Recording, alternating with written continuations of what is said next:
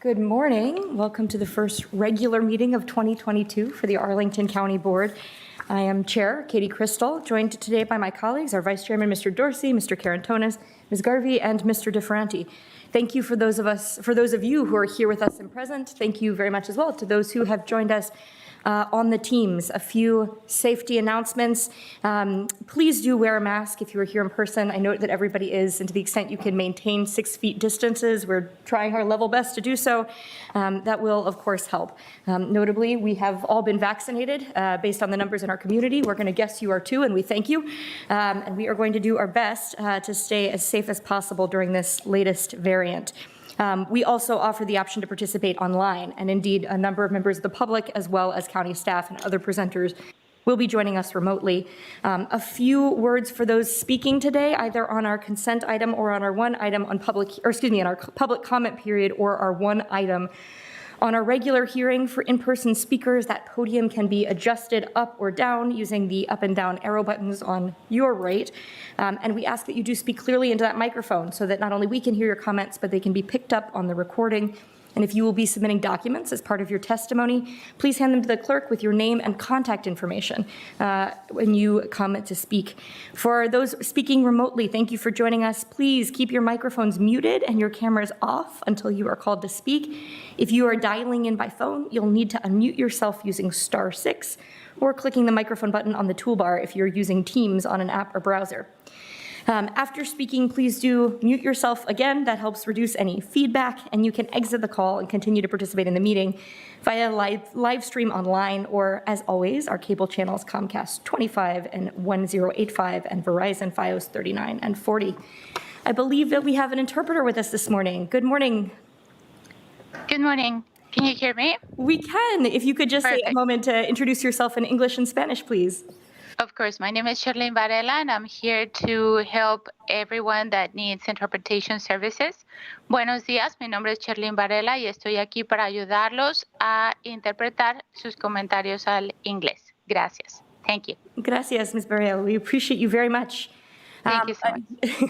A note as well that we may occasionally need to get up and stretch our legs, but note that there are cameras and speakers in the back, so even if you can't see us, we are still listening to you. I'm going to make just a comment about our public comment procedure since we're at the start of the year, and I'm also going to ask our interpreter to translate the following. So bear with me. Ms. Barea, I promise to pause in the middle here. Okay. Just to remind everyone, the purpose of our public comment period is for individuals to alert the board to issues that we have not already heard in a recent public hearing or that are not the subject of an upcoming public hearing. So to ensure that we have a range of topics and to be fair and consistent across speakers and issues, we have a one speaker per topic rule. And then pause for translation. Okay. Estamos listos para escuchar los comentarios de nuestra audiencia y como recordatorio, el propósito del periodo de comentario público es para que los individuos alerten a la Junta Directiva de problemas que no se han tratado en una audiencia pública reciente o que sean tratados en una audiencia pública en el futuro, para asegurar de que podamos escuchar un rango de temas y para ser justos y consistentes con todos los oradores y sus asuntos, les pedimos que solo una persona hable del mismo tema para cumplir con las reglas. Gracias. This rule also helps us efficiently manage our time and get to the main purpose of today's meeting, which is the items on our regular meeting agenda. And so your help in helping us do that also respects the time of your neighbors who may be waiting for hearings on those scheduled and regular items. We really appreciate your help in adhering to the meeting procedures because that helps us be fair and respectful to your fellow residents. Esta regla también ayuda a la eficacia y manejo del propósito principal de la reunión de hoy, que es considerar los elementos de la programación regular y respetar el tiempo de sus vecinos que están esperando hablar en asuntos listados en la programación. También agradecemos su ayuda al seguir los procedimientos y ser justos y respetuosos con sus vecinos residentes. Gracias. If you are here with a coordinated group today, we ask that you identify one representative on behalf of your group to raise your topic. That representative can make us aware that there are others present who share their view. In fact, we encourage that and welcome it. And importantly, there are also other ways that you can let the county board know about an issue of concern. You can write to us at countyboard@arlingtonva.us. And for a more dynamic conversation and a way to more deeply explore your concerns, including an opportunity for multiple residents to present present different facets on one topic. We particularly recommend attending an Open Door Monday session. More information about Open Door Monday is available on our website. Our clerks, Ms. Jacobs and Mr. Kushner outside, can also help you if you have any questions. Si están aquí también con un grupo coordinado el día de hoy, les pedimos que identifiquen a un representante para hablar del tema y ese representante puede hacernos saber que hay otros presentes que comparten sus perspectivas. Es muy importante también que sepan que hay otras maneras de dejarles saber a la Junta Directiva acerca de su asunto y nos puede escribir al countyboard@arlingtonba.us para tener una conversación o diálogo más dinámico y explorar más profundamente su preocupación, incluyendo la oportunidad de hablar varios residentes y estar presentes en distintas facetas acerca de un tema. Les pedimos y recomendamos que asistan las sesiones de lunes de puerta abierta. Para más información está esto disponible en nuestra página web y por favor vean a nuestra secretaria, la señora Jacobs, y al señor Kushner si tienen más preguntas. Muchas gracias to our interpreter. Thank you all so much for your partnership in helping us keep our meetings running effectively while still hearing from members of the Arlington public. With that said, we will call our first two public speakers. Madam Clerk, over to you.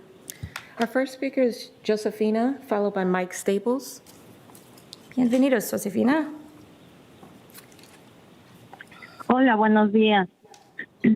Buenos días. Bueno, para empezar, mi petición es esta. Muchos miembros de la comunidad querían hablar hoy en apoyo, pero todos ustedes siguen limitándonos.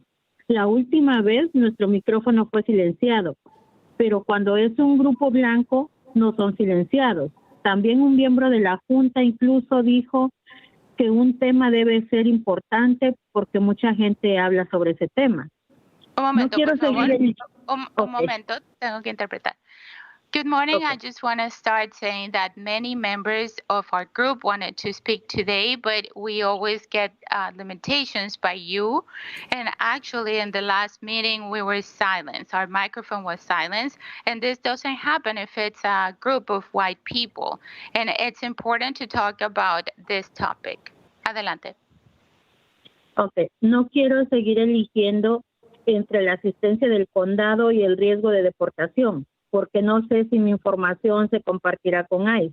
Arlington debe tomar medidas ahora y adoptar la política CAPA para garantizar que los miembros de la comunidad se sientan seguros al compartir su información. Somos muchas personas apoyando esta petición. Muchas gracias. I also want to say that it's important for us to know that participating in the county might be a risk of getting deported because we don't know if our information is shared with ICE. So we want to let Arlington know that many of us are supporting CAPA because this will assure that members of our community live safe. Thank you. Muchas gracias. And Señora Josefina, we will respond to all comments at the conclusion of public comment as well, if you'd like to stay with us.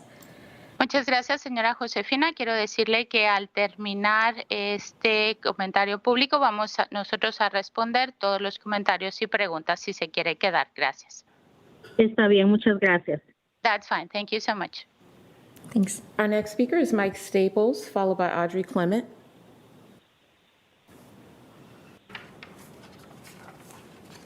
Good morning. My name is Mike Staples. I'm a retired firefighter here in Arlington. I also served as the union president for 20 years while I was doing that. First and foremost, I want to thank you all for the work you've done for the firefighters and the medics with movement towards collective bargaining and also a shorter work week. We'll have a new generation of firefighters that don't work the 56-hour work week that we worked during my tenure. Another thing that's really important I want to mention is my 25-year career was cut short because of lung damage I sustained at numerous fires, including September 11th, 2001. Pause for just a minute. Okay. Mute those. Thank you so much, Mr. Staples. Please continue. Okay, so anyway, those problems persist today. And as a result of those problems and the lung problems, my family and friends know that nobody is welcome into my house that are not vaccinated against COVID-19. If I were to call 911, I would not want Arlington County to send a public service employee to my house who's not vaccinated. When I worked here for all those years, we always had a motto that we looked out for each other because we lived together 24 hours at a time, and we did whatever it takes to protect the public. That was the core essence of our mission. And I don't believe any public safety employee who refuses vaccine at this time is doing anything other than defying the very essence of their job.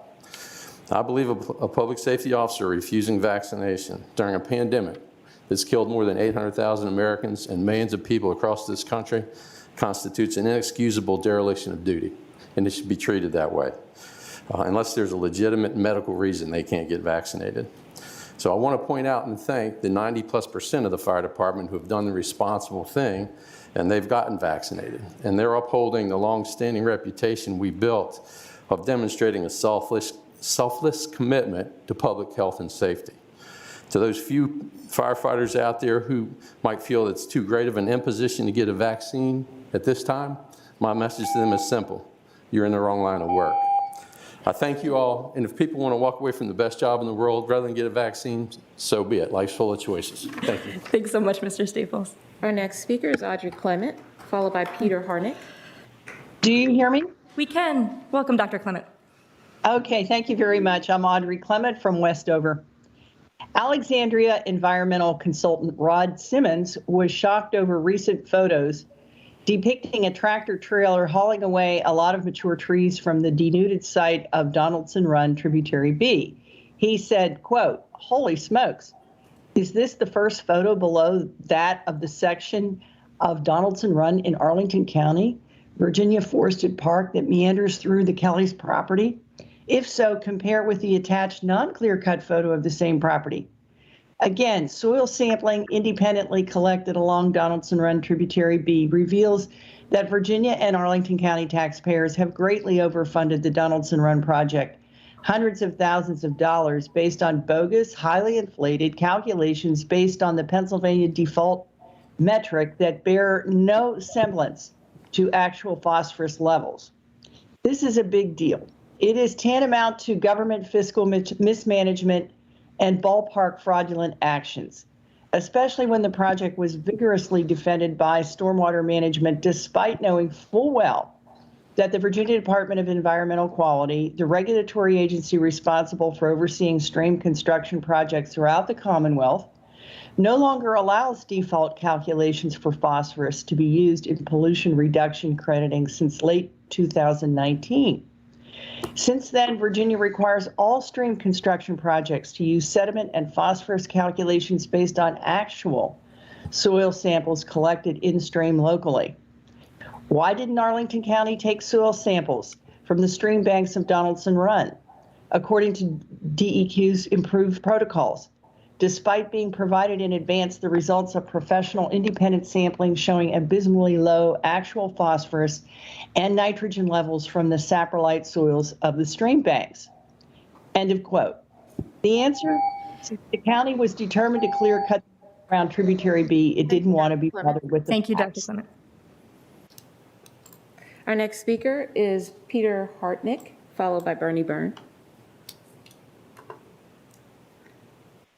Dr. Clement, if you could turn off your camera for us, please. Thank you. Do we have Peter Hartnick? Harnick? Okay, we'll move on to Bernie Byrne. Hello, can you hear me? Yes, good morning, Mr. Byrne. Good morning. On January 15, 2022, Governor Youngkin issued Executive Order Number 2, reaffirming the rights of parents in the upbringing, education, and care of their children. Basically, it's about the mask mandate. The fourth of several provisions states a child whose parent is elected that he or she is not subject to a mask mandate shall not be required to wear a mask under any policy implemented by a teacher, school district, or the Department of Education, or any other state authority. Basically, he says you can't wear a mask if a parent doesn't want it. Yeah, okay. The governor's order increases the risk of acquiring COVID-19 that all Arlington residents presently have. Now, of course, the school board has opposed this mandate. It's going to go ahead and require masking. However, so how do we stop this? Well, the county board manager needs to issue an emergency order that permits the school board to establish and maintain a mask mandate for all public schools and public educational programs. On March 13, 2020, the county manager, acting as a director of emergency management, issued a declaration of local emergency due to COVID-19 that you ratified. The manager issued this declaration under the authority of Section 44-146.21 of the Code of Virginia. Basically, this gives this particular section of the code, as I stated before, gives the county manager and the county board an independent authority to issue orders controlling the COVID-19 infection, a pandemic. It's this particular section, which is 44-146-21-C, is not subject to the governor's approval or supervision or control. Other parts of that section are. You didn't do this before. You had probably the wrong advice for your attorney. Your new attorney needs to evaluate this and get that order put in. Otherwise, you're going to get sued. Thank you, Mr. Byrne. Our next speaker is J.P. Wright, followed by Joanna. Otherwise, you're going to get sued. Good morning. Good morning. My neighbors and I are here to talk about and communicate the middle ground between the city and suburbia. My name is J.P. Reich. I moved to Arlington 10 years ago from Fairfax counties that offered urban amenities and a suburban atmosphere. Arlington is currently in a unique position. As the smallest self-governing county in the country, right next to the most powerful city in the world, Arlington has an opportunity to become one that is smarter, more sustainable, and more sensible. We are excited about welcoming new community members and the potential growth of our county over the coming years. We want new community members to feel at home and be a valued part of our community. Arlington is at a housing crunch as the rest of the DC metro area. We believe Goldilocks or gentle density is the missing middle solution for Arlington. Not too big, not too small, just right. Over 65% of the county residences are single-family homes. So what are we asking for? Based on community feedback, we suggest that the county allow lots that are zoned single-family the option to improve their property to a small 2 to 6 multiplex lot throughout the county. How do we do it? We ask that you skip phase 2 of the missing middle study and start making these single-family lots available for multiplex housing. We believe Arlington Ridge, Aurora Highlands, Long Branch Creek, including the River House properties and the surrounding areas, are primed and ready for this to happen now.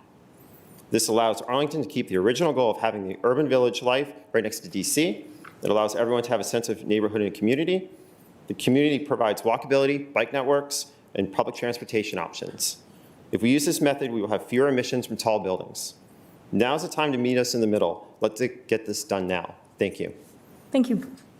And thank you to your neighbors. Our next speaker is Joanna, followed by Mike Mbezi.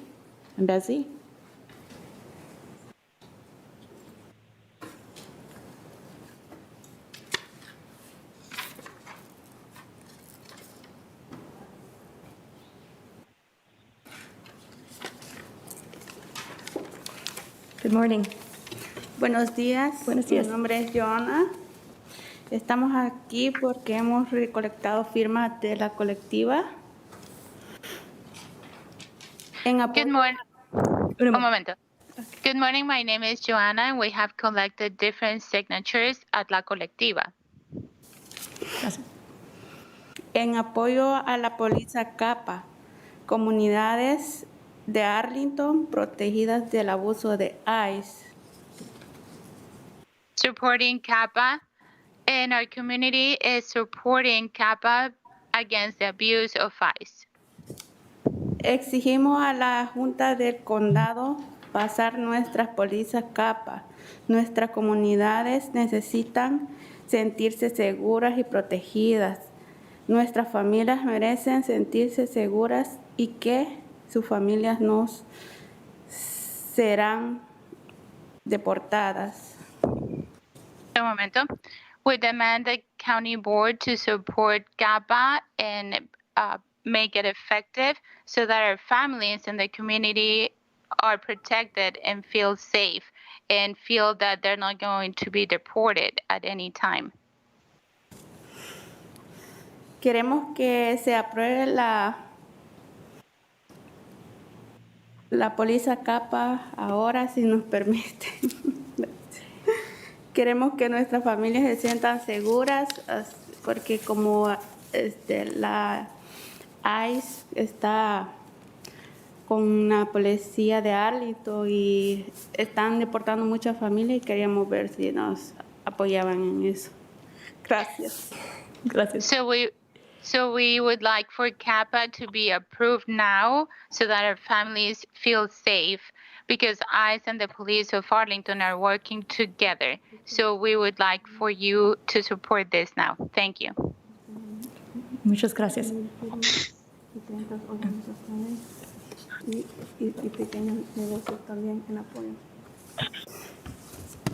Did you wish to? We're also here to deliver the petition that we have about 1,000 signatures and about 30 organizations from the area and also small businesses from Arlington that are in support of CAPA, which we will be giving you copies shortly. Thank you very much. Gracias. Gracias. If you'd like, you're welcome to give the petition to our clerk to distribute to the board, or we can get it from you however you prefer. Thank you so much for coming in. Our next speaker is Mike Mbesi. Our final speaker.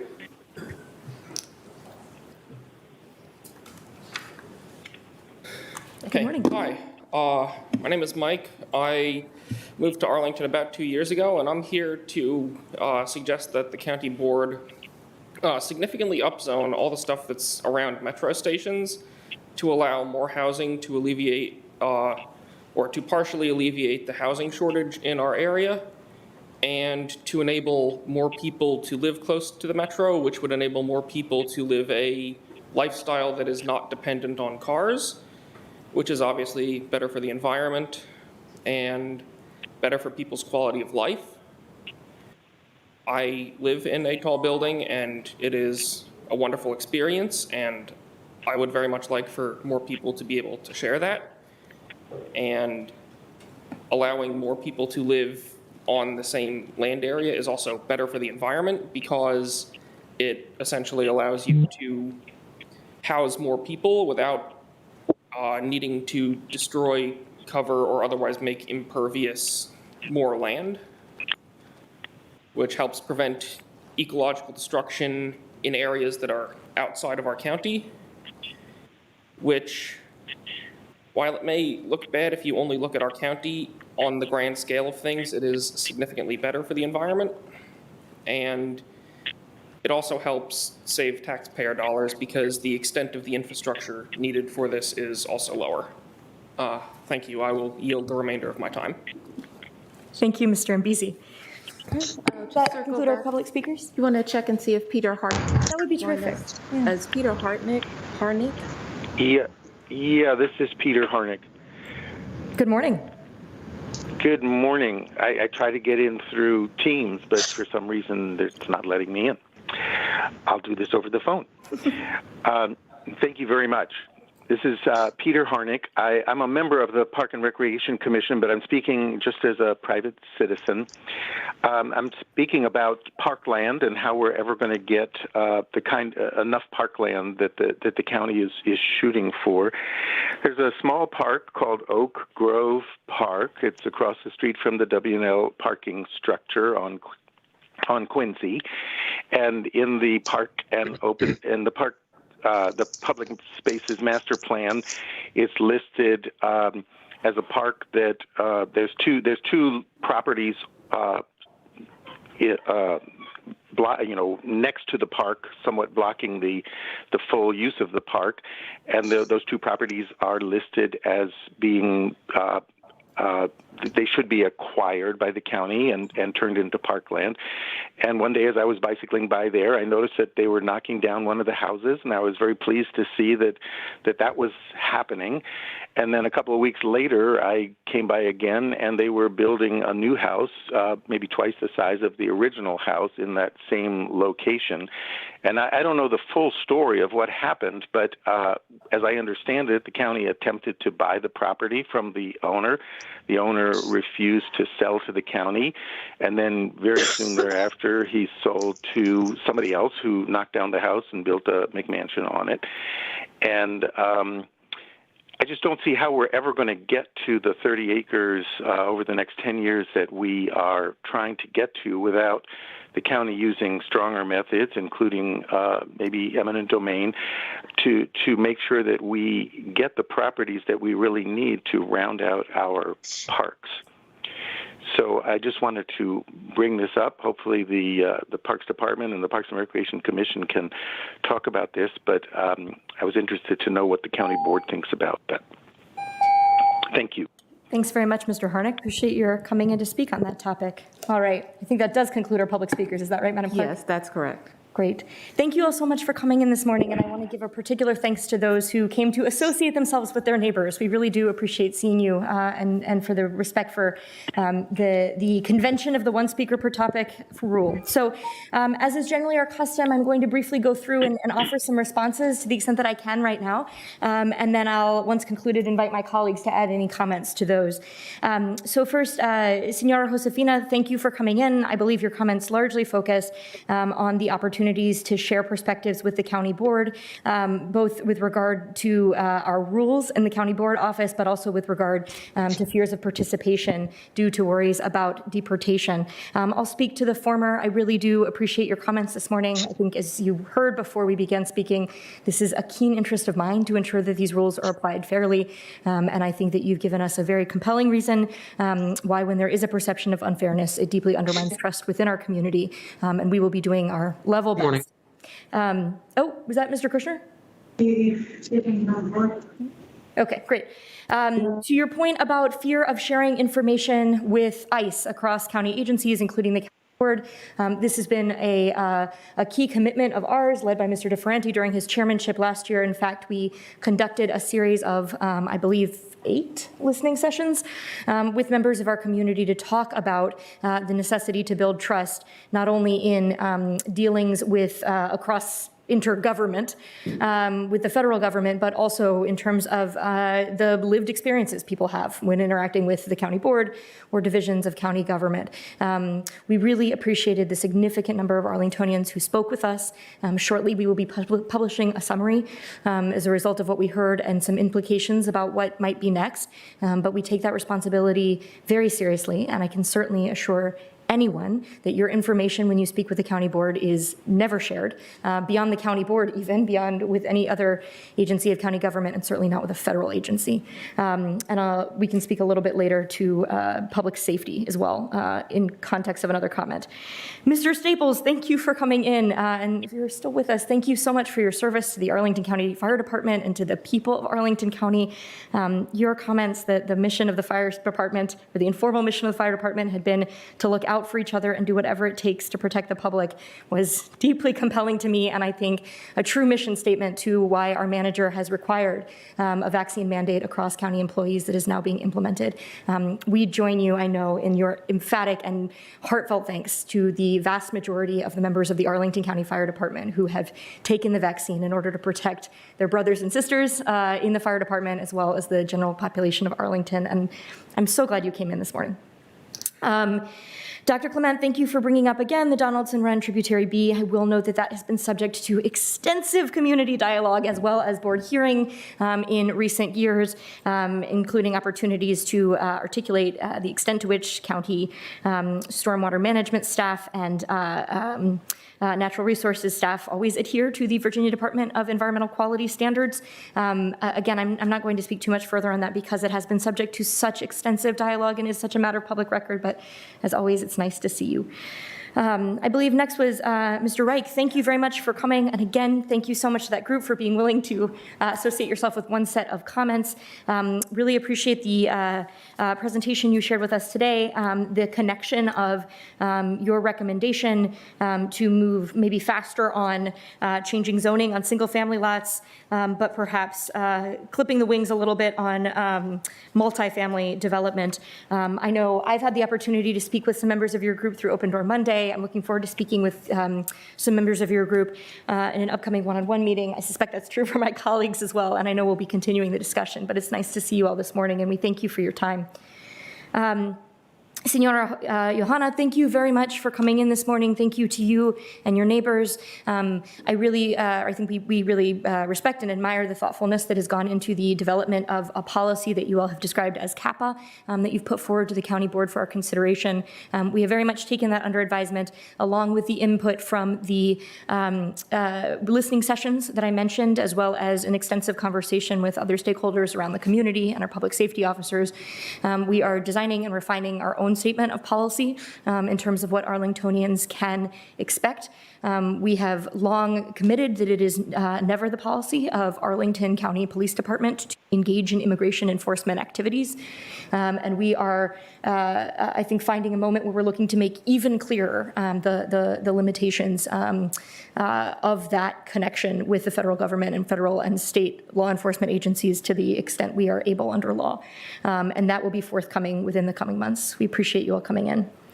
Mr. Mbisi, nice to see you. Thank you so much for your comments. I think you did a very compelling job explaining not only the personal but the environmental imperative for creating more housing in Arlington, particularly around the metro stations, and doing so in a way that allows more current and future Arlingtonians to live while minimizing the impact on our environment and maximizing the ridership of our transportation network, transit network. Mr. Harnick, thank you for the point about Oak Grove Park. As you noted, we probably are not going to speak this morning about the specifics of a given property sale around Oak Grove Park, but I really appreciated your connecting that to the broader policy issues. I will say that the question about parkland acquisition was certainly a major through line of a public spaces master plan update and implementation. Speaking at least for myself, I can say that I remain optimistic that we can meet our goal, because I think what we've seen in terms of the largest acquisition of parkland tends to be through major purchases of property or redevelopment processes. For example, in our urban corridors, which were called out in the public spaces master plan as the areas of highest priority for parkland expansion. I will speak for myself here and invite my colleagues if they'd like to hear otherwise. At this time, I am not supportive of embracing the tool of eminent domain for our parkland acquisition goals. I think that the downsides of that tool are enormous, and until we get to a time where we are not actively adding to our park capacity and portfolio in Arlington, the downsides certainly outweigh the benefits from this board member's perspective. I believe that represents the full of our commenters, so let me open the floor for colleagues who may wish to add on any of those items. Mr. DeFranti. Sure. I don't know. I don't know whether we covered Mr. Byrne, and I think just forgive me. I'm succinctly, sorry. but the direction of his comments is something that Arlington Public Schools, and you may want to comment on that. Thank you. Thank you for catching that, Mr. Byrne. My apologies. That is a failure of my notes, not a reflection of the lack of importance we assigned to your comments. Thank you very much for raising the issue of masking in public schools. As I think all are aware in Arlington, this is not only a matter of opinion on masking versus not masking in our schools, it is also a matter of the authorities of the governor of Virginia relative to the authorities of the General Assembly of Virginia and the adopted Code of Virginia, which is a matter that is to say that is almost certain to end up in the courts of Virginia. So at this time, it is not within the Arlington County Board's bailiwick to resolve that dispute, but we do, however, remain immensely committed to supporting our school board partners, as well as the superintendent, in doing whatever it takes to keep students and teachers learning safely and in person. And I think it's fair to say that we believe masking is a very important part of that strategy. So thank you very much for flagging that, Mr. DeFranti. And I don't know if you want to comment on that or any other item. I'm good. Thank you. Mr. Dorsey. Thank you, Madam Chair. Thank you for that excellent summary. I'll just add a couple of comments on some of those issues. One for Mr. Staples and the issue of employees and vaccine requirements. Just want to underscore for people in the community who may not know, since it's largely a manager-administered policy, but effective February 1st, all employees of Arlington County, in order to maintain employment, must be fully vaccinated against COVID-19. They will have an opportunity, if by February 1st they have not, to cure that, though they will be unpaid for that period after February 1st. And I believe it is by the end of February, if they're still not in compliance, they will have essentially voluntarily separated from the county. This is not a new policy. This is something that's been socialized within the organization for a number of months. We do appreciate that the vast majority of employees have willingly complied far in advance. So we are at this point talking about a relative few individuals who have either not complied with getting the shots or qualifying for a legitimate medical or religious exemption. The good news is that is at such a high number that there will be no negative or adverse impact on county service delivery with the implementation of this requirement. But we do thank everyone for doing their part to keep our community safe. A couple of notes, or one note about Mr. Byrne and masks. I will say you brought up something that I had not thought about before, so we'll be inviting conversation with our council. The overall goal will be how to best support our school system in making sure that their actions, which we fundamentally believe are lawful, but absolutely are the right thing to do. So we will figure out how we support them in any way possible, and that's an interesting way to think about doing that. And a note about COPPA, which you said very well, and I just want to make sure people understand in our community that the provisions that have been asked for in the COPPA policy are ones that we believe have been long well embedded in what Arlington County does. But we know that within any policies, there's sometimes unintended consequences or loopholes or times when the spirit and provisions of the policy may not have necessarily been reflected in actions. So we are undergoing a comprehensive review to make sure we are aligned, not just what we say at the policy level, but that's implemented throughout all of our departments, and that all of the training that our employees go through reflects actual fulfilling what those policies are. That's not just simply making a statement to adopt a policy and calling it a day. It's substantial work. And we feel responsible for making sure that with a community that feels vulnerable and that there's a lack of trust, that we don't just tell them that everything is okay, and then the underlying foundation provides opportunities for them not to be okay. So we're doing that work, and I know it's a little long and methodical, and people would love for it to have been accomplished yesterday, but we feel responsible for making sure that anything that we say regarding our involvement with federal officials is absolutely true and understandable and clear, and is not reflective of just trying to pander to get you to think that we've done the right thing today while leaving people in jeopardy tomorrow. So hopefully you will have patience, and as Ms. Crystal said, this is not a years-long thing, this is a months-long thing before we're able to conclude that work. Thank you. Thank you so much. And Mr. Karantonis.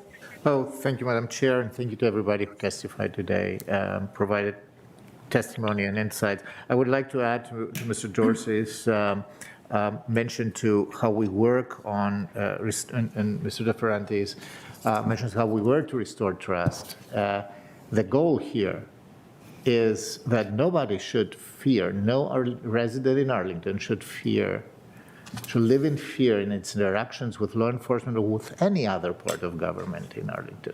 So this is the reason why we take such a deep dive into looking into all our policies and how we make sure that everybody who works for this government understands that we have to protect our citizens from persecution or from federal regulations with which we shouldn't have any interaction at the end of accounts. So that's definitely the goal, and this is why we listened in these 8 sessions that Madam Chair has mentioned already. And listening is just the first step. Now we are analyzing, and we will be responding to you very, very soon as to what actions can we take further. A second thing that I wanted to think is, yes, thank you so much to Mr. Staples for stating the obvious. All county employees, every government employees, the number one thing is we have to care for the safety and the health of our residents. We have to protect that, and so it's obvious that we have to make sure that these interactions are safe and healthy. And again, we have seen a a lowering of positivity cases. This is the result of being resolute in keeping with the COVID hygiene, not only us on the side of government, but also the vast and overwhelming majority of Arlingtonians. And for that, I thank everybody. And the last thing is, Dr. Clement mentioned something that is, I believe, worth looking at, is the way we evaluate contaminants through our, as they're shed. I think that we have experts in our government, and we can pass this question to them and provide an answer to this. It's an interesting discussion to have about the phosphorus level and how we measure them. Thank you. Thanks so much, Mr. Carantonis. Ms. Garvey. And I will just be very brief. This board is pretty well aligned. I align myself with everything that my colleagues have said much more articulately than I could, particularly the reassurances to members of our community. We are working hard to make sure people are as secure as possible here. Thanks, Mr. Staples, for coming in. It was nice to see him again. I want to thank the SIMBY groups. Is that what they're called? It looks like a new group. I've often thought that the radical middle is what we need active in this county and in the country. So anybody in the radical middle, talk to me. I'm pleased to see you. That's great. Goldilocks is the approach is always good. And I'll get back perhaps with Mr. Harnick. I think there's often some thought that we have a whole lot more power than we have, and eminent domain has got a lot of restrictions on it, and I'll be happy to talk to him about that offline. Thanks, Ms. Garvey. Yeah. Thank you. Excellent. All right, thank you all again so much for coming in for public comment today. We really appreciate everyone and your time, and we hope you stay safe. Thank you again. All right. Please, if you could give that to our clerk. We appreciate that. Thank you. Ma'am, I'm so sorry, but we've concluded public comment for this month. If you could, we'd love to see your petition, and we're going to move into our regular agenda hearing. So we have just a number of items on our consent agenda first. I'm going to ask our clerk if any of those items have been pulled from our consent agenda or removed. No, we have no items that have been removed from the consent agenda. Excellent. Thank you all so much. Okay, so with no removed items, I am going to call for a motion regarding our consent agenda. I move adoption. Second. Great. That has been moved by Ms. Garvey, seconded by Mr. DeFerranti. Unless there is any further discussion, all those in favor of the motion to adopt the consent agenda, please say aye. Aye. Any opposed? All right, that passes unanimously. Thank you so much. That means we just voted to approve dozens of consent agenda items. That includes some use permits, a few minor site plan amendments, contracts, agreements, and more. We put these items on our consent agenda not because they aren't important, but because they are generally non-controversial. But given the importance of a few of them, I want to take a moment to just highlight a couple.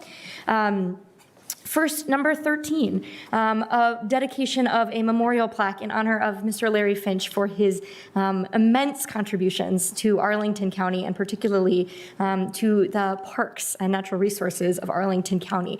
I would commend to everyone's attention the board report, which beautifully presents exactly how much Mr. Finch accomplished for our community in his time here in Arlington. I think we all voted with great enthusiasm to place that plaque in his honor at Zachary Taylor Park, and we thank his neighbors for bringing forward that nomination, as well as the Parks and Recreation Commission for their recommendation that we take this action today. Mr. Carantonis, I believe you wanted to say a word as well. So that I actually had the privilege to get to know Mr. Finch very, very soon after I landed in Arlington about 16 years ago. And I started to get involved with an organization that back then was known as Arlingtonians for a Clean Environment. And today it's EcoAction Arlington. So he really was a trailblazer for how we think today about natural resources and trees and tree canopy coverage. And I got to know him actually around the time the first Arlington County tree canopy study was completed. That was in 2008. And he was really a thought leader in thinking about that and getting our tree canopy fund started. With the back then, quite advanced idea to support planting of grown trees, not saplings, not only on public land, but actually on private land as well, and provide the ecological care and advice through an army of committed volunteers, the tree stewards. so that this investment in green, so that the investment in green capital basically yields the maximum. And I can see these trees, including in my own backyard. So I'm very, very thankful to him, and I think it's very appropriate and moving that his neighborhood wants to dedicate this blade in Zachary Taylor Park, which is indeed one of most precious repositories of the fruits of his labor. Thank you. Thank you so much, Mr. Karantonis, and I'm so glad we had someone who could speak so compellingly on a personal level as well to his many contributions. Another item that we just passed is an allocation of $50,000 in financial support of Arlington arts organizations and artists. I have to say on a personal note, as the longtime liaison to the Commission on the Arts, with gratitude to Ms. Garvey for taking over that liaison role for the duration of this year. This is really exciting. It represents the putting into practice of the Commission on the Arts equity statement and the equity lens with which they intend, or the equity lens which they intend to apply to all of their work.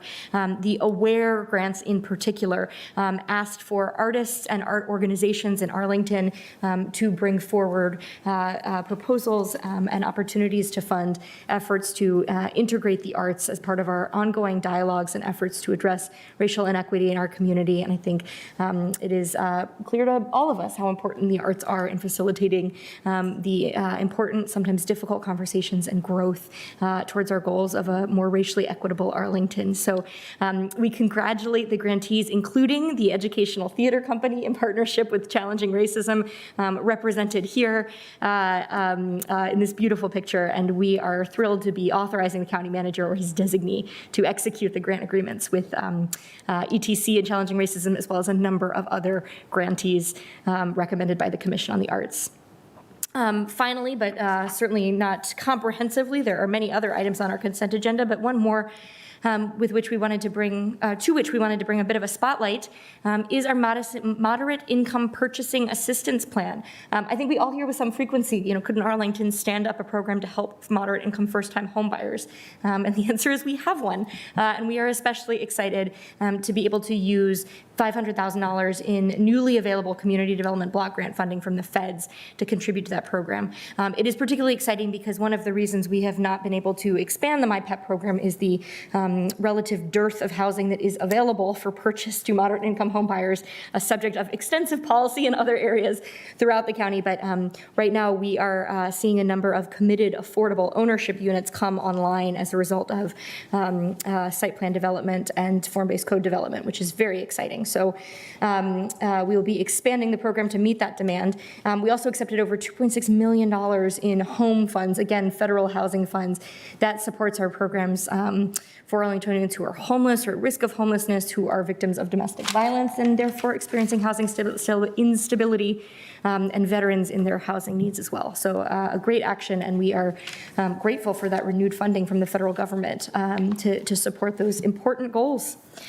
All right, that concludes comments about our consent agenda, and I believe we have just one regular item on our agenda today, on our regular agenda. Madam Clerk, if you could call that item, please. Yes. Item number 30 is consideration of an ordinance to amend, reenact, and recodify Chapter 14.2, Section 14.2-12A of the Code of Arlington, Virginia, to permit the use of photo speed monitoring devices in highway work zones and school crossing zones, and to issue civil penalties as allowed for in the Virginia State Code 46.2, 882.1. Thank you so much, Madam Clerk. Without further ado, I will turn things over to the manager to introduce our staff here to give presentations. Thank you, Madam Chair. This morning, the presentation will be made by Christine Baker, who is going to do so remotely. We have in person with us today Hui Huang from our Transportation Division. Dan Neighbors is also available, and we'll also have an assist, I think, from Captain Kim from the Arlington County Police Department. So with that, I'll turn it over to Christine. Good morning, Ms. Baker. Good morning. Thank you so much for the opportunity to present today, as well as to present virtually. I'm expecting a baby in May, so it's nice to avoid contact when not totally necessary. So yes, I'm joined by Hui Wang, Dan Neighbors, and Captain Albert Kim, who have helped significantly on this item. And we're very excited about expanding Arlington's ability to address speeding issues through the use of photo speed monitoring devices.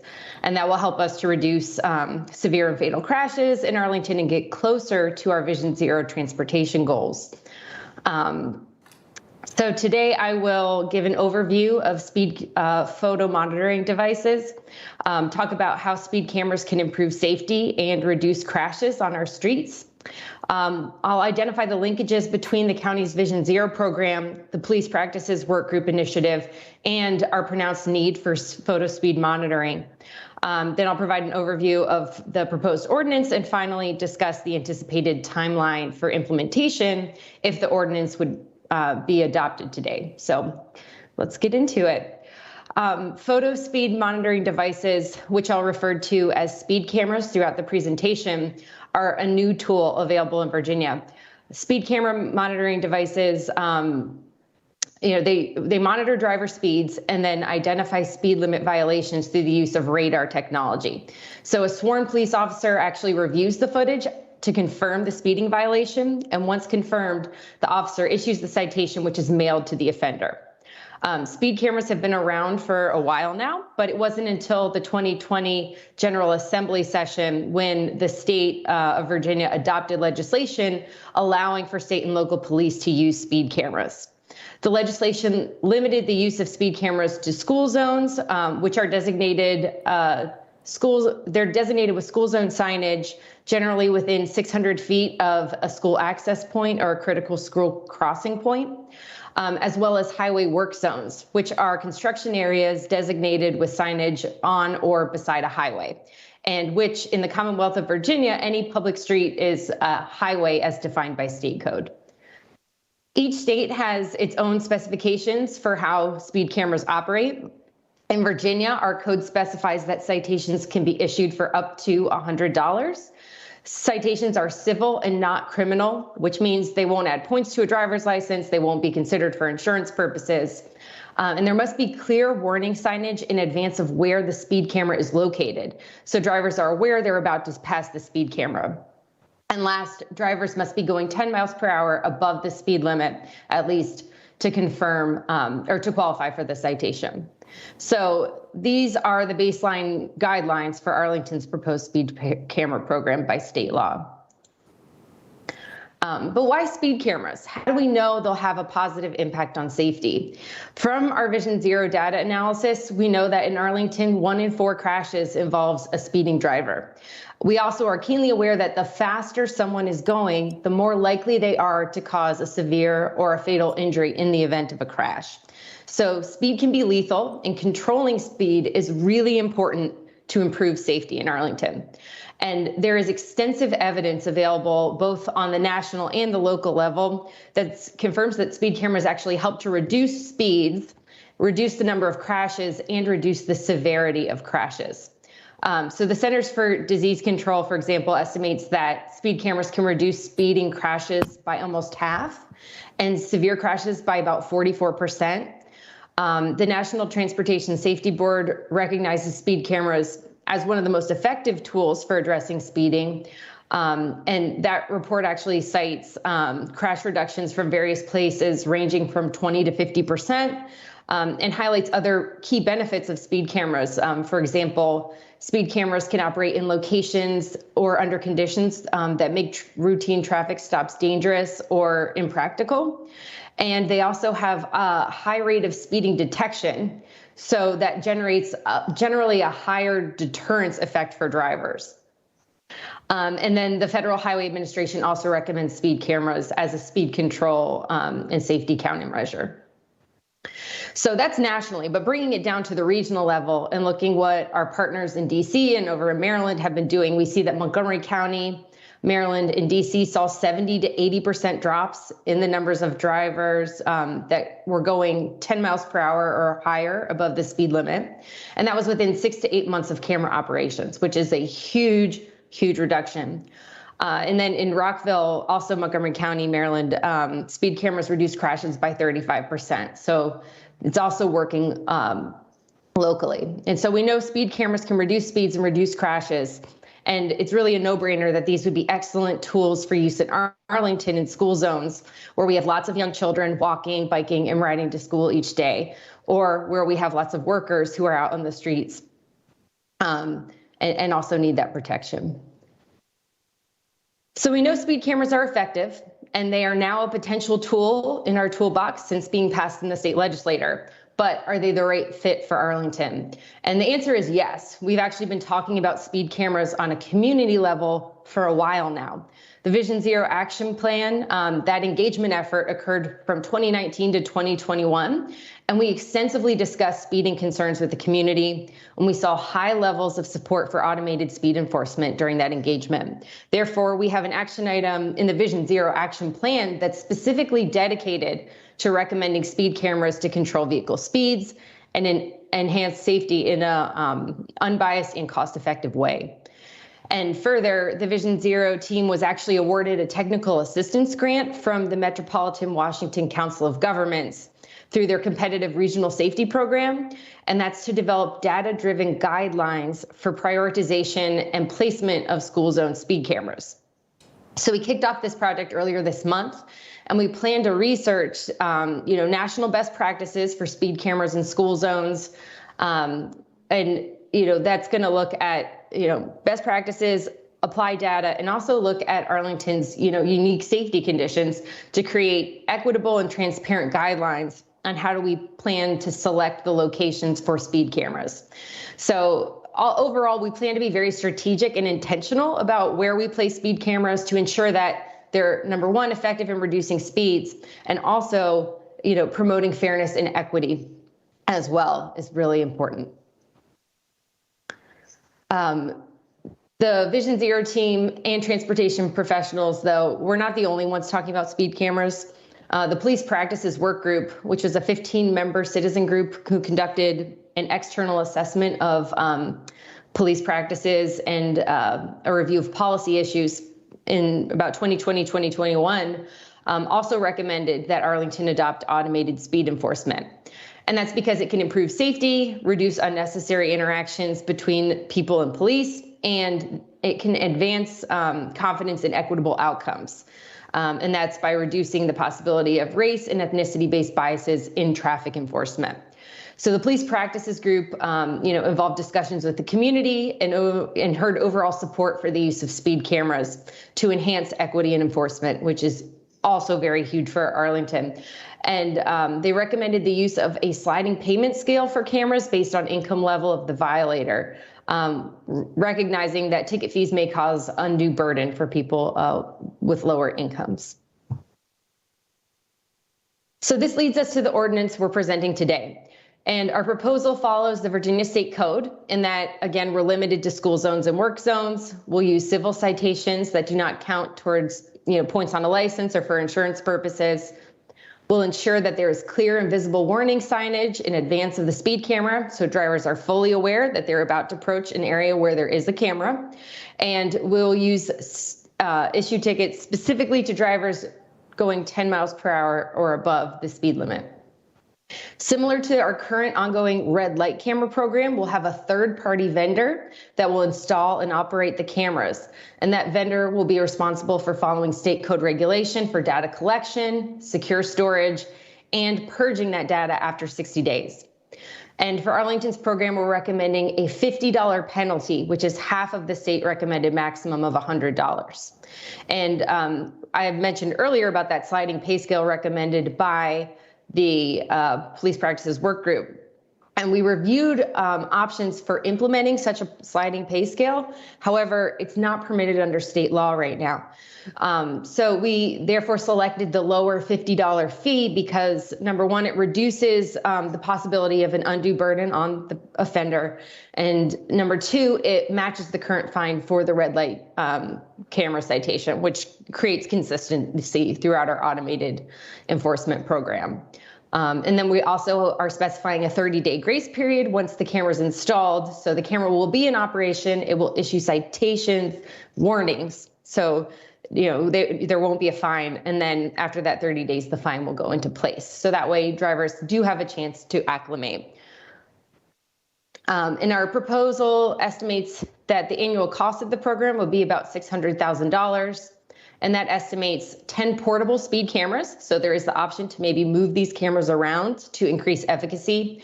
And the estimate includes, fees for installation, operation, ticketing, mailing, and a new full-time police employee to fulfill that requirement that a sworn officer reviews the footage to ensure that the violation, is accurate before the ticket is mailed. So if this ordinance were to be adopted today, we expect that Arlington Police will soon after initiate a procurement process for a speed camera vendor. And that service is not currently included in our existing red light camera contract, which is why we would have to go through a new procurement. We'll also be working on the school zone speed camera placement guidelines under that COG technical assistance grant. And we'll work with the team through the fall to finalize and publish those data-driven guidelines by which we'll select camera placement locations. So that leads us into the fall of 2022 of this year to select locations, gear up for implementation, and then we'd likely see speed cameras in operation by late 2022 or early 2023. So with that, thank you for considering this proposal today. We're confident that automated speed enforcement will accelerate Arlington's progress towards Vision Zero, our transportation safety goals, and our police practice equity goals. And again, 1 in 4 crashes in Arlington involve speeding. Every year, there's 10 or more crashes involving speeding around schools. And the risk of injuries or deaths increases when that vehicle speed increases. So it's absolutely critical that we make our school zone safe and our work zone safe. And having speed cameras in our safety toolbox opens up this new door. It gives us this new line of defense to reducing speed and making our streets significantly safer. Thank you very much. Excellent. Mr. Manager, does that conclude the staff report? All right, Ms. Baker, thank you so much. It was a really compelling report.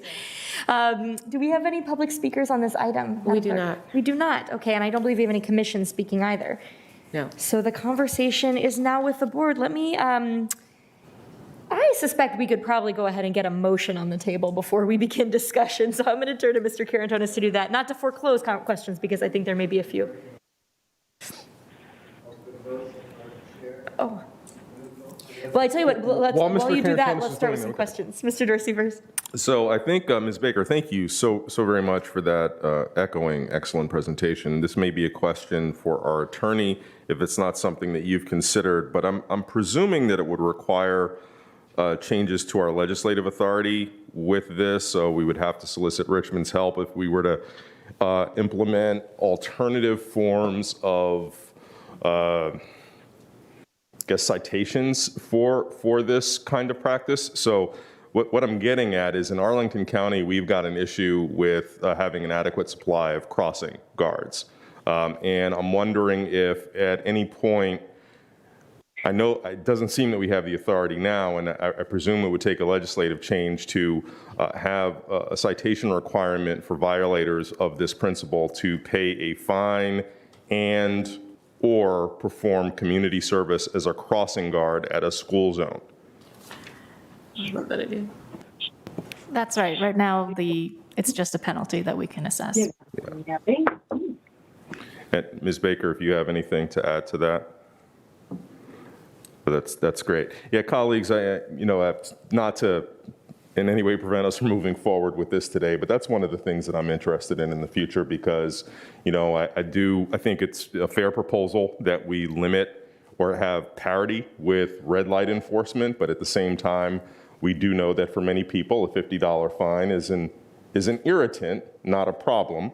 And I want to make sure that we don't have people who engage in this repeat activity without understanding the consequences. So I would love to be able to require some level of community service. And then on the flip side, there are people for whom $50 is a severe problem. And I would love for them to be able to fulfill their obligation to us in a meaningful way that doesn't necessarily jeopardize their security. So anyway, does that give you enough time? Yeah. All right, good. I was just filibustering, so. That's right.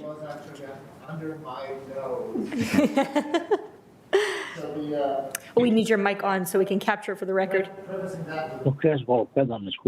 Thanks. Yeah, that's here. Now I'm audible. prefacing all this with a big thank you to this continuous thorough work on Vision Zero, because this is part of it. So the motion is adopt an ordinance to amend, reenact, and recodify Chapter 14.2, Motor Vehicles Traffic, Section 14.2-12A of the Code of Arlington County, Virginia, to permit the use of photo speed monitoring devices in highway work zones and school crossing zones, and to issue civil penalties as allowed for the Virginia Code State Code, paragraph 46.2-882-1, as shown in attachment A here to this board report. Thank you. Thank you very much. All right, further questions? Mr. DeFrenti and then Ms. Garvey. Thank you, Madam Chair. I think this, I'm not sure whether Ms. Baker, Ms. Wang, the question, there is in DC, there is a, just near the State Department at Foggy Bottom, there is a 25-mile-per-hour speed camera that is in an underpass, which was right on my commute for a number of years. And so the frustrating part about it is I did get a ticket, but not that many, maybe 2 at the most. But it was at a stage where it was underneath a bridge, and it was in an area where I was concerned about safety, but the camera was placed, I felt, in exactly the wrong place to actually help at the lights that are there. I would guess 1 or 2 people may know of this underpass kind of near that circle there. And so I'm wondering how we would evaluate or pick the spots. I'm thinking of, on 50, that difficult merge that's right there kind of near Washington Boulevard. That might not be a spot for a camera as you get in there because it'd be difficult, but I don't think we should be involved in the weeds, but I do think some assessment of the number of accidents would be helpful. And I guess maybe Ms. Baker, and then if Ms. Wang has thoughts, either one. Yes, absolutely. We are going to be prioritizing locations based on safety, and that is part of the technical assistance work that we'll be doing with a consultant from the Metropolitan Washington Council of Governments contract. So we will look at crashes, environmental factors, roadway characteristics, speeds, just any existing data that we have together, prioritized, ranked, to help us pick the locations where we'll have the most safety benefit. So that will be part of those guidelines for the school zones. And then for work zones, we also have lots of data on areas where there have been crashes in the past. And we'll also have information about what types of development are coming up on what roads, and we can help make determinations using data as well. So this program will be data driven, and we will focus on safety as the number 1 priority. We're looking at this as an engineering safety tool to help reduce speeds first and foremost. And Hui, do you want to add anything to that? Yes, I will say, Mr. DeFrenti, I think what you're alluding at is sometimes the location of certain camera make people feel like is that a trap trying to catch me. I will just say, I will affirm, the board that the purpose of speed camera is to give people enough advance warning, ask them to slow down. It's not to say, hey, gotcha. Here's the $50. That's not the purpose. So yes, if we are, picking a location, not only in the specific location, also how the camera is placed, how the advanced warning sign and all that will be evaluated through the engineer's view and make sure it serves our purpose instead of against it. Great, thank you. And I guess for our public, it's school zones or construction, so it's different than that case in DC. But I just thought I'd lift that up. I have one more question, then I'm done. And that is it, really appreciate the information on the timeline and the process with respect to the 22 and then getting ready and should be in by 23. Is it possible that the cameras might cover the cost? We have an ongoing cost of $600,000 that's an estimate, but is it possible that that the cameras might cover the cost of the program as a whole, or how firm is that estimate? I know there needs by state law there needs to be an overseeing individual with ACPD, but I wondered if it's possible that the cost might be covered by the cameras. It's very likely that we will offset much of the cost. I think it's important to recognize that the any money that comes in from the speed cameras goes back into the general fund. So there's no incentive for us to, get more tickets, but it does go back into our general fund. So there is a cost offset there, and I'll let Captain Kim elaborate on that if you'd like. Certainly. Thank you. Good morning, everyone. Good morning. So, great question about revenue. This program is new to us. We don't have sort of a sense of, what this program will be doing, the number of citations. However, I have been in communication with my partners, my regional partners, who some have implemented this program already. Fairfax City is one of them. And so in talks with them, it seemed like they're having a very successful program right now. So the short answer to your question, Board Member DeFerenti, is we anticipate that this will be a cost-neutral program. That is what we are anticipating.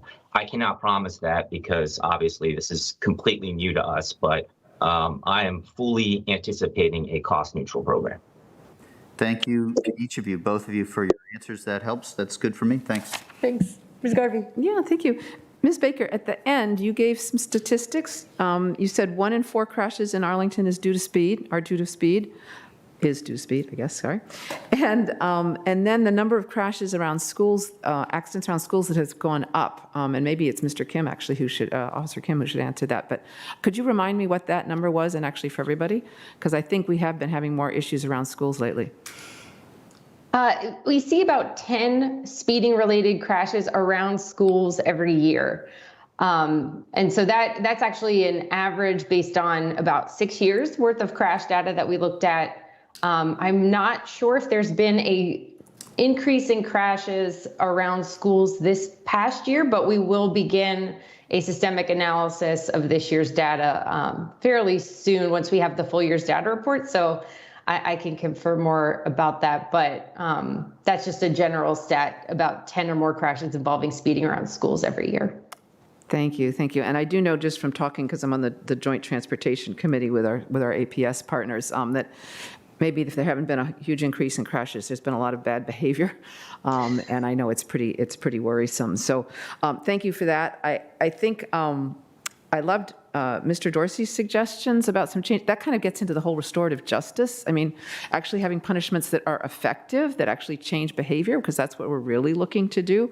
I'd love to pursue that a little bit. I'm sure we need permission from the General Assembly, but we can start working on it, because just being persistent gets you places eventually, so that would be great. And finally, to me, this is an absolute no-brainer. I mean, seeing some of the arguments from people, it's that they're upset that they're not allowed to break the law, or they're not allowed to, they should be able to speed and not get punished. And that argument, I have not yet heard a good reason that people should be allowed to break the law and not get punished. So, and we're doing it for very good reasons, as you pointed out, that it's speeding around schools. I mean, it's around schools. This is about children and safety. So I'm delighted to support this. Thanks, Ms. Garvey. I think we have maybe another round of questions. Mr. Dorsey and then Mr. Carantonis. Thank you, Madam Chair. This is for Captain Kim. It's my understanding that the way the speed camera programs work technologically, that radar sort of detects a speed limit violation and then a camera records the offending vehicle. I'm just curious as to what you're able to do in the verification process or the validation process, because it appears that at least if that's the way it works, you are not able to ascertain context. And I don't know really what context one would have, but maybe you're trying to avoid something and you momentarily speed up. You're not able to ascertain that, are you? It would be, so what ends up happening is, in addition to the system taking several photographs of the vehicle, what it does is it gives you like a 10 or 15 second clip of what took place before and then immediately, well, as the motorist is traveling through the device.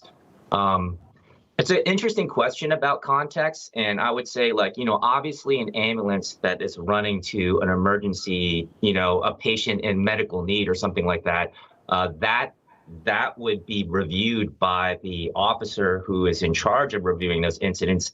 sees that the ambulance is activated with emergency equipment and then, obviously negates that citation. But there is a mechanism where every person can go to court and then sort of plead their case in front of a judge and say, hey, my wife was getting ready to deliver a baby. I was speeding to the hospital, and here it is. Here's proof. And here's my child. So, yeah, the short answer is there is a mechanism for people to provide context for why something happened. Excellent. Thank you so much, Captain Gibb. And thanks for establishing that expectation. If you're going to get that cleared ticket, you better have some pretty good evidence in the form of a squalling infant. Yeah. All right, Mr. Karantonis. Thank you so much, and thank you for all the explanations. And this is also something to think about. I mean, how easy the dispute resolution is and how accessible this is. I mean, not everybody can go. I mean, not for everybody it's a straightforward thing to go to court and dispute so that's for a later moment. I wanted to ask something that's very fundamental. I want to understand it well. How do we define a school zone and how do we define a highway? What are highways in Arlington? What is a highway? And who decides, what a school zone is and how does this get established? So I'll handle the highway question, and then I'll let Christine handle the school zone question. So there is a code section in Virginia code, which is 462-100. And what it does is defines every single term that is used throughout the traffic code, and highway is actually defined. And in Virginia, highway is defined basically as, let's see, I won't get to the technical term, but it ends up being theoretically any public street. And I think when people use the word highway, they have a certain visual when they use it. But in Virginia, highway is defined as virtually any public street. So when you look at the code that we are proposing, or this ordinance, 462-882.1, and it uses the term highway, you have to apply the definition in the Virginia code. And it basically says a highway work zone is any work zone on a public street in Arlington, if that clarifies your question.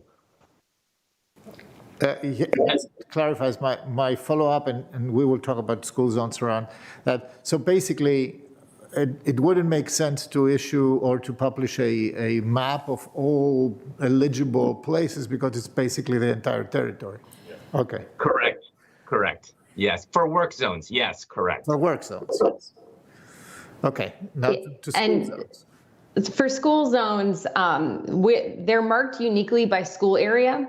So they're generally within 600 feet of a school access point or a critical crossing point to access the school. And a school zone is going to be clearly marked with signage stating that, it's a school, there's a speed limit associated with it. And that signage can be dynamic, which is distinguished by flashing beacons at certain times of day, or it's static, which is marked with the school zone 20-mile-per-hour speed limit, which we approved a couple months ago, and they're coming soon. And so that, it's clearly marked, and it's going to be a little different by each school because it does require some engineering judgment and discretion. And as we had mentioned, as we're updating our school zone guidelines, testing out these new school static zones, we're going to slowly be retrofitting all of the schools in Arlington to meet those guidelines over the next several years. So there will be some changes in school zones coming up, just to kind of update them and create consistency across all the school zones in Arlington. So is this a process where non-engineers have any input to say, for example, the school system, the parents, the neighbors, can they say, look, I believe that the school zone should be extended by X and should start at street number A and end at street further down, and not, so limited as they may think that it is today? Well, we're following the Virginia, the VDOT guidelines, which state that 600 feet area. So there is a little bit of wiggle room there. When we have updated the school zones for the 13 school zones that were approved 2 months ago, we did work with the principals or staff at each school to understand that, their pickup drop-off practices, where they have lots of students coming from. So we get that on the ground feedback from the actual school staff themselves to help us distinguish what the school zone should be. So it has been a collaborative process with APS where we've gotten that feedback to help us kind of tailor those state guidelines to meet the needs of each school. Okay, thank you so much. Last question is, so this is a new thing for drivers in Arlington. So during implementation, how do we want to roll out, educational information so that everybody knows that we are actually now enforcing with cameras? Absolutely. We recognize that's absolutely critical to make people understand what this program is, what it's about, understand the ties to safety. So right now we actually have a flyer that includes, all the basics about what a speed camera is, what to expect, what types of citations it is. And that's available in English, Spanish, Amharic, Arabic, and Mongolian on the county website. And we've shared it through county listservs, and we'll also partner with APS and ACPD to share through their channels. And we also have a page on the Vision Zero website with information and FAQs that go into more detail on speed cameras. So this is all up on the website.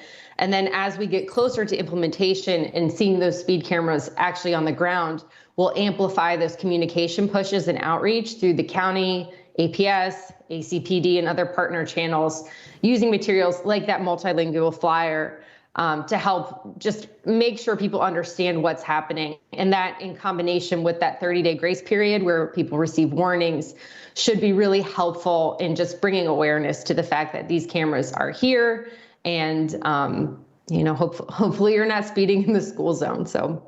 Okay. Just indulge me with one last question, because I know many constituents are really concerned about that. It's about, so these cameras are automatically capturing license plates, so they generate a lot of data. How do we handle this data? Who supervises that? How long do we keep them? What do we do with them? For violators and non-violators, I should say. So I'll handle this question, and this is obviously, I can understand sort of some of the privacy concerns regarding this new system. The code makes it very clear that once the citation has been either determined to, once the incident has determined not to be a summonsable offense, then there is a requirement that entire data, pictures, photos, video be purged from the system after 60 days. Once an individual has paid their citation, there is an additional requirement that information also be purged within 60 days of receiving it. Now, that is by state code, we have to follow that. There's no wiggle room there for us to retain any information. Not only would we purge the system, which we don't really keep that, but for instance, let's say we had to print something out or whatever, we're required to shred that document, but the vendor has a absolute requirement by state code to also purge their system. And then there's an auditing mechanism that's also built into the state code, which says, hey, we need to audit that to make sure that that has actually been purged. Thank you. Thank you very much. I'm done. Thank you so much. Okay, I think that concludes. Oh, Mr. Rossi? I'm just for concluding comment. Please. Thank you, Madam Chair. So thanks again. This is so terrific. And, while the broad application of automated speed enforcement, I believe, requires a lot more community and board level engagement. I hope we can all agree that when it comes to children and work zones, that we have an absolute priority to move forward with this authority right now, and that there really are no offsetting considerations that trump that. As we think about this actual legislation, I mean, there's a lot to like in the way Virginia has authorized us to do this. One, as Captain Kim mentioned, the involvement of an actual officer is really a plus to ensure that there aren't ways that the technology is used to entrap and ensnare people and to just create these revenue traps, the way we've structured it so that there is no direct offset that accrues to a police fund, so that, you know, the more people violate, the more resource they are, is also a great thing. Providing for those limited opportunities, if there is a contextual issue, for there to be a real human being who can review and decide not to authorize, is really terrific. The signage requirements are absolutely great. As we know from traveling throughout this region, there are places, Mr. DeFerranti, your example, a prime one, where you have no idea that you're going to be subject to this kind of enforcement. And it's important because the principle is we're not trying to get money, we're trying to affect safety. So, you know, if we have a situation where absolutely no one violates, I don't care. That's great. That's a tremendous outcome. And I don't care that the cost isn't offset. If we could spend $600,000 and make sure we have no speed-related crashes, hallelujah. Perfect public policy. I will say that on the regional level, there are going to be some emerging conversations to figure out what are the conditions by which there are expanded uses of automated enforcement throughout the region. It will very much inform what the legislative authorities in Virginia may be in the future. And, you know, the story is not all great elsewhere. You know, we have seen and heard validated by data that there is an equity issue with automated speed enforcement. There is this presumption, a false one, that the automated tools are automatically a deliverer of equitable outcomes. That may be true by reducing the ability for there to be interaction with law enforcement, which we know disproportionately harms and threatens people who are of color. But at the same time, sometimes these tools are developed and deployed in such a way, maintained in such a way, that predominantly capture violators in Black and brown communities. And that is seen in places that have implemented these systems on an equity basis. So we have work to do to make sure that we're well prepared to not make those mistakes should our authority to expand these come into being. And you know, as I said before, I would love for us to work on maybe the restorative justice elements, well said, Ms. Garvey, on how to really make sure that people who do violate can't just get off with you know, having their checkbook take care of the situation, but they really do some work to help them understand why this is important. So happy to support. This is great. Thanks everyone for your diligent work and doing it thoughtfully. Excellent. Thank you so much, Mr. Dorsey. I really appreciate the opportunity to support this myself. I think, Ms. Baker, your presentation did just such an excellent job at explaining not only the imperative for this type of action because of the problem, but outlining what a good solution this is that you've designed to be able to have a policy step or a programmatic step that is that substantiated by near neighbors as really effectively doing exactly what we hope, which is reducing speeding and certainly reducing accidents. That's a real pleasure. We don't often have the opportunity to support something with such a strong and applicable evidence base. I really want to thank you for the work, Ms. Huang, and the entirety of the TE&O team, as well as the Vision Zero team. And Captain Kim, thank you too. This is obviously a pretty critical piece at the intersection of these two divisions. And, you know, I think we've talked a lot about the importance of this tool to Vision Zero. And as you noted, Ms. Baker, in your presentation, this is also really important for the implementation of the recommendations of our police practices group. And while I would never venture to try to speak on behalf of our police department, it also occurs to me that we have a police department that is notably stretched really thin right now. And the opportunity to redeploy our police officers for that important detective work and the other sort of key high-level priorities in our community is also really exciting.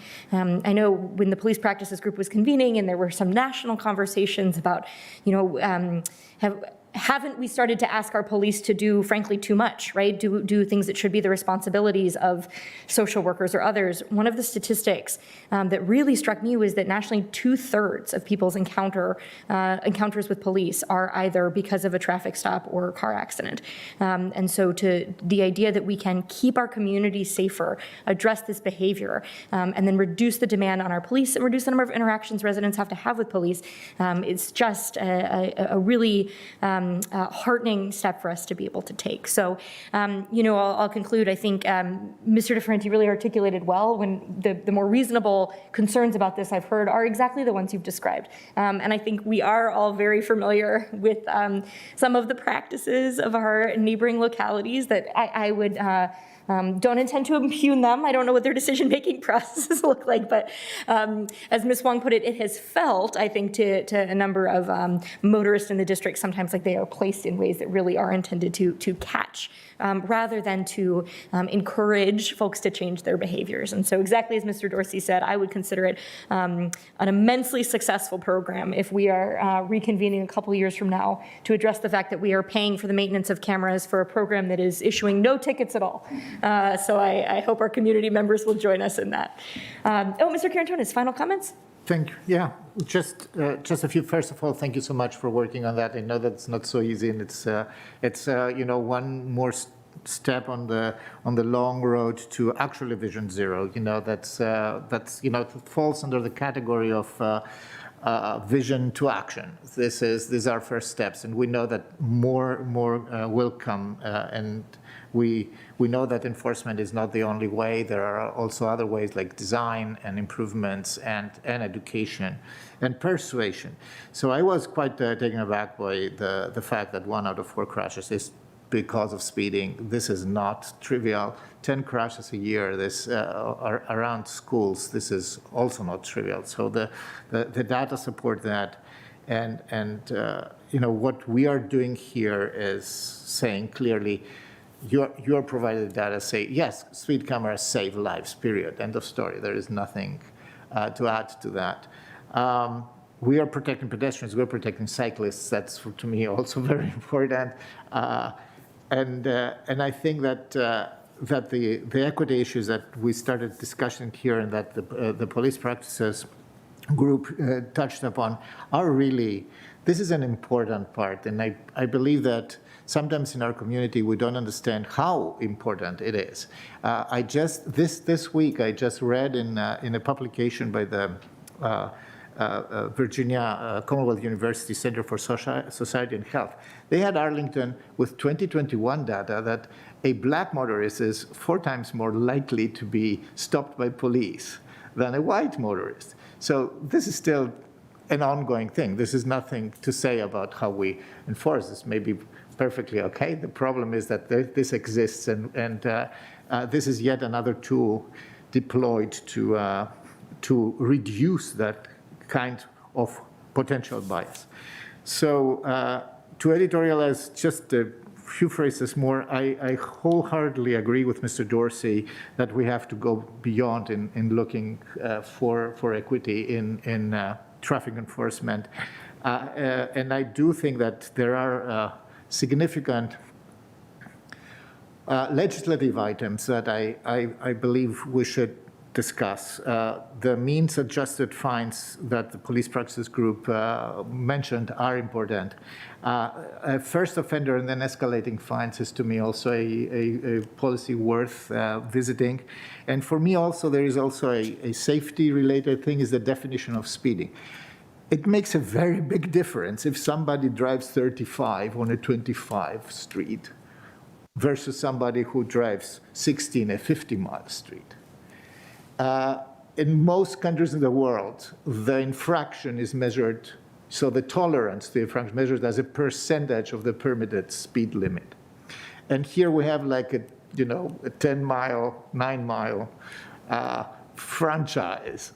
And I do think that where we have low-speed places, this is really dangerous.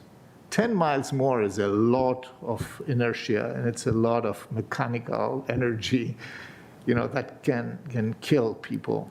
Our cars are getting heavier, faster, they accelerate faster, so they are really more dangerous. And mistakes can happen, and humans make a lot of mistakes. So our job is to reduce the possibility and reduce the consequences of these mistakes. Thank you so much. And of course, I'm supporting my own motion. Thanks so much.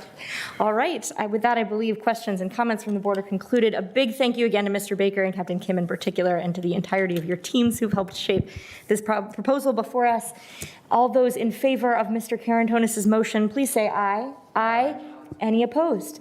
That carries unanimously. Thank you again. I am delighted. Well, let me confirm, Ms. Jacobs, we have no other items before us on our regular agenda today. Is that right? That's correct. Okay, fantastic. So before we conclude, we have a pretty exciting opportunity today to raise a new flag, not metaphorically, but literally, in Arlington County on this Saturday morning. We're doing it so inside, given the truly frigid weather outside, but I am going to invite my colleagues to join me. We'll head down to the well in front of the dais. Welcome members of our logo committee who helped select and design a new logo for Arlington County, one that better represents our collective values. So we will come, oh please, Madam Clerk. I think you'll turn it over to the manager first. Oh, I'm sorry about that, Mr. Manager, without further ado. Thank you, Madam Chair. And just to recap how we got here, in December of 2020, the board asked me to conduct a process for replacing the Arlington House logo, and I appointed a committee with members from diverse backgrounds, including individuals with experience in branding and marketing, and the goal was to develop that new logo to represent our values. And I wanted to express my gratitude to the committee. We have several of our committee members here in person, and also a number online. So we have co-chairs Minna Kane and Kelly Reinfuss. We have Roy Abdo, Sada Aksartova, Albert Cacho Rojas, Justin Gowan, Charmaine Jones, Whitney Kernodle, Tia Scales, Ryan Simmons, Roby Solano, Jennifer Sosin, Julia Spain, and Yasmina Mansour. And I also wanted to acknowledge the design team we had from ERG that worked side by side with our staff and with the group, and also to thank staff Jennifer K. Smith, Claudia Pors, and Ryan Hudson for their support. And what I'm going to do is I'm going to introduce the co-chairs, and I think we're going to have Minna Kane make a few remarks. Thank you very much. Okay. Welcome, Ms. Kane. We're so nice. It's so nice to see you. Thank you. Thank you to the county manager and the members of the county board. Following an extensive public engagement process in September of last year, we presented recommendations for a logo, and the county board made a selection. As we said in September, the committee wanted to make sure that the replacement logo was more than just art. We were resolute in our work to establish a logo that highlighted connectivity in Arlington and among our neighbors in Alexandria and our nation's capital. We wanted a logo that symbolized diversity, change, progress, and innovation. And we were committed to engaging as many Arlingtonians as possible in the process. In the end, we received over 400 submissions and had 29,000 people weigh in during the logo review and selection process. So today we are proud to present the county board with the new Arlington County flag, and we thank you for this honor.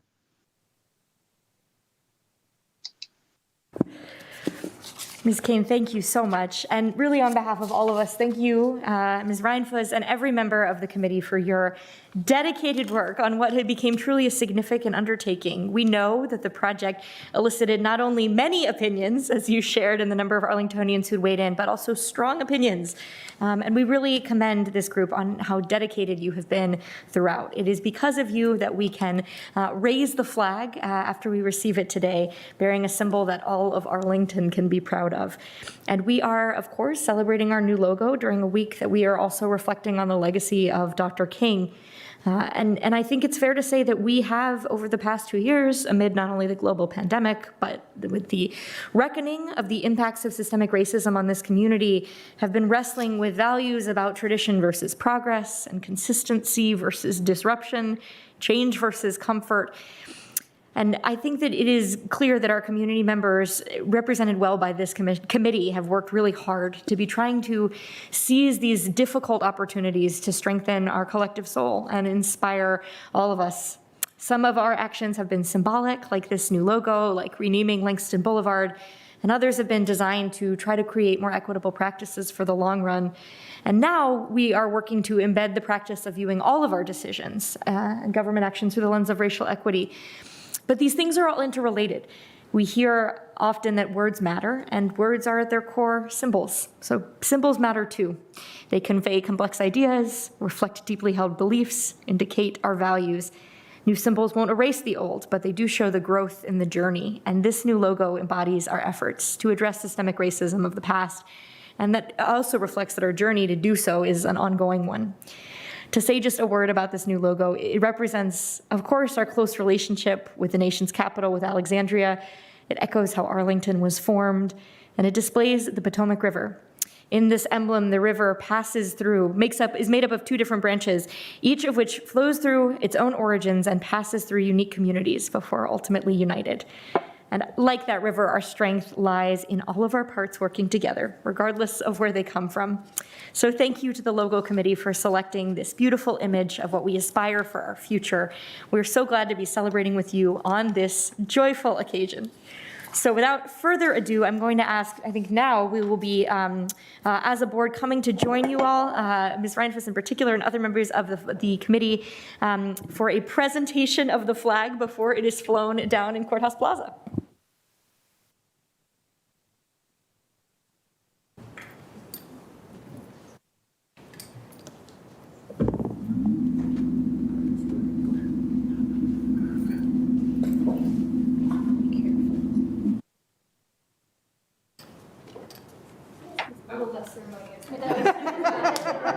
Thank you so much.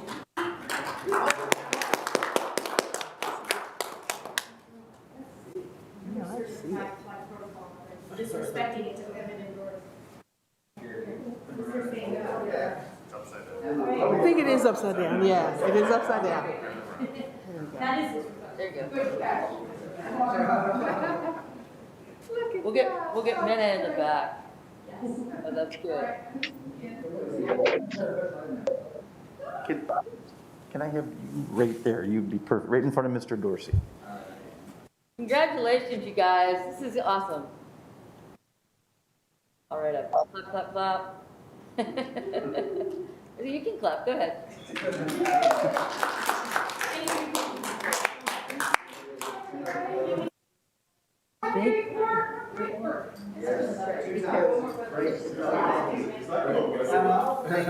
Thank you to you.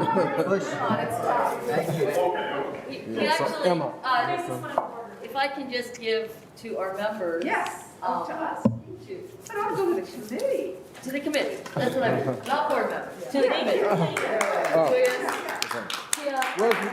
Hi, Minna.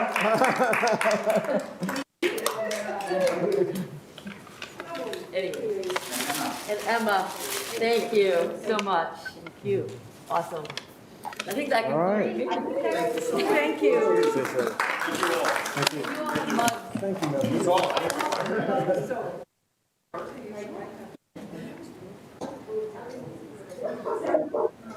All right. So unless there is any further business to come before the Arlington County Board today, I don't believe there is any. I believe that we are prepared to adjourn, and we will see you all at. Forgive me, that was not on microphone. Since there is no further business to come before the county board, we will adjourn and see everyone at our Tuesday recess meeting at 3 p.m. Thank you. Sorry, I got